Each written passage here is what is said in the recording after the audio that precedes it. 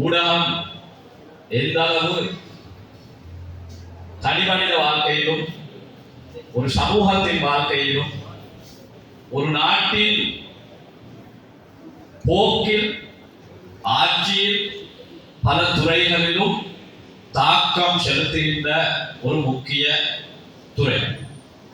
எனவேதான் இன்றும் கூட தென்கிழக்கு ஆசியாவிலே அரசியல் துறை சார்ந்து ஒரு ஜம்பவானாக பார்க்கப்படுகின்ற பேசப்படுகின்ற மலேசியா நாட்டின் பிரதமராக நீண்ட காலம் செயல்பட்ட மகாதீர் அவர்கள் ஒரு பிரபல்யமான கருத்தை ஒரு கட்டத்தில் தெரிவித்திருந்தார்.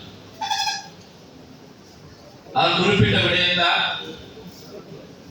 19ஆம் நூற்றாண்டு யார் வசம் கப்பல் படை இருக்கிறதோ அவர்கள் உலகை ஆள்வார். 20ஆம் நூற்றாண்டில் யார் வசம் வான் படையை கையில் வைத்திருப்பவர்கள் உலகத்தை ஆள்வார். அதே போன்று 21ஆம் நூற்றாண்டில் யார் வசம் ஊடகம் இருக்கிறதோ அவர்கள் உலகை ஆள்வார். நான் நினைக்கின்றேன் 21ஆம் நூற்றாண்டில் ஊடகத்தை பற்றி பல விடயங்களை பேசலாம். நான் உங்கள் முன்னிலையில் கம்பஹா மாவட்ட பாராளுமன்ற உறுப்பினராக தேசிய ஒருமைப்பாட்டு பிரதி அமைச்சராக முன்னிற்கின்ற சந்தர்ப்பத்தில் பல விடயங்களை உங்களோடு பகிர்ந்து கொள்ள வேண்டும். ஆரம்பமாக இந்த வேளையிலே இந்த பாடசாலை சம்பந்தமாக ஒரு சில வேண்டுதல்கள் இங்கே முன்வைக்கப்பட்டது. இந்த பாடசாலையில் முன்னே காணப்படுகின்ற இந்த கட்டிடம் நான் நினைக்கிறேன் அரசாங்கத்தால் உடைத்து அகற்றப்பட வேண்டும் என தீர்மானிக்கப்பட்ட ஒரு கட்டிடம். இந்த பிரதேசத்தில் சனச்சரிவு அதிகமாக காணப்படுகிறது. மாணவர்களுக்கு போதுமான இடப்பற்றாக்குறை, வகுப்பு அறைகளின் பற்றாக்குறை காணப்படுகிறது. எனவே பாடசாலைக்கு ஒரு காணி தேவை. அந்த காணியில் பாடசாலைக்கான ஒரு கட்டிடம் அல்ல, பல கட்டிடங்கள் கட்டப்பட வேண்டும். உண்மையிலே நான் பிரதி அமைச்சராக ஏற்றதன் பின்னால், பதவியேற்ற பின்னால் முதலில் சந்தித்த பாடசாலை அபிவிருத்தி சங்கம் அல்பலா பாடசாலை அபிவிருத்தி சங்கம். என்னிடம் ஒரு சர்வதேச அரசு சார்பற்ற நிறுவனம் ஒரு பாடசாலைக்கு காணி இருப்பதாக இருந்தால் பாடசாலையை கட்டித்தர தயாராக இருக்கிறோம் என்று என்னிடம் சொன்னார். நான் அவர்களிடம் இது சம்பந்தமாக குறிப்பிட்டேன். ஆனால் காணி பற்றாக்குறை நான் நினைக்கின்றேன் அல்பலா பாடசாலைக்கு மாத்திரமல்ல, கம்பஹா மாவட்டத்தில் உள்ள எல்லா முஸ்லிம் பாடசாலைகளுக்கும் உள்ள ஒரு சவாலாக மாறியிருக்கு. கம்பஹா மாவட்டத்தில் உள்ள அனைத்து பாடசாலைகளுக்கும் ஒரு சவாலாக பாடசாலைக்கான காணியை பெற்றுக்கொள்வது சவாலாக மாறியிருக்கிறது.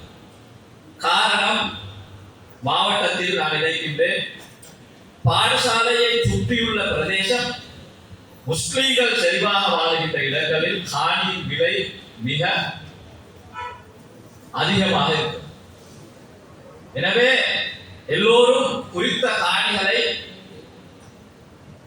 வர்த்தக நோக்கில் பார்ப்பார்களே ஒழிய சமூக நோக்கில் பார்ப்பது குறை. சர்வதேச நிறுவனம் உங்கள் பாடசாலைகளில் பொருத்தமான இடம் இருந்தால் வொகேஷனல் ட்ரைனிங், தொழிற்பயிற்சி காண ஒரு பாடசாலை அமைத்து தர தயாராக இருப்பதாக சொன்னார்கள். அதற்காக இந்த மாவட்டத்தில் உள்ள பல பாடசாலைகளோடு அவர்களுடன் உரையாடினாலும் கூட அங்கு காணி கிடைக்கவில்லை. எனவே நான் நினைக்கின்றேன், இன்ஷா அல்லாஹ் காணியை முதலில் நாங்கள் பெற்று பாடசாலையை கட்டுவதற்கான முயற்சிகளை இன்ஷா அல்லாஹ் மேற்கொள்வோம். உறுப்பினராக தெரிவு செய்வதற்கு எனக்கு ஊடகத்தின் பங்களிப்பு பாரியதாக, ஊடகங்களின் ஊடாக நான் அறிமுகமாகியதும் ஊடகங்களோடு, பொதுவாக தமிழ் ஊடகங்களோடு மாத்திரமல்ல, இந்த நாட்டிலே இருக்கின்ற அனைத்து ஊடகங்களுடனும் ஒரு சிநேகபூர்வ நல்ல நட்பு இன்று வரை எனக்கு இருக்கிறது. எனவே அதுவும் ஒரு காரணமாக இருந்தது பாராளுமன்ற உறுப்பினராக தெரிவு செய்யப்படும். எனவே இன்றைய தினம் ஊடகத்துறை சார்ந்து மாணவர்களாகிய நீங்கள் முன்வந்தமை,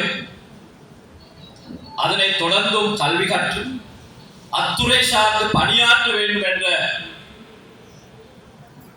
உங்களது தயார் நிலை ஒரு பாராளுமன்ற உறுப்பினராக, மக்கள் பிரதிநிதியாக நான் சந்தோஷமடைகிறேன்.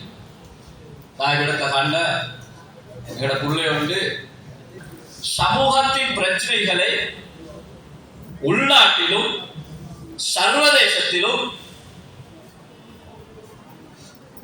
கொண்டு கொள்ள செல்லக்கூடிய பாரிய பங்களிப்பை செய்ய முடியும்.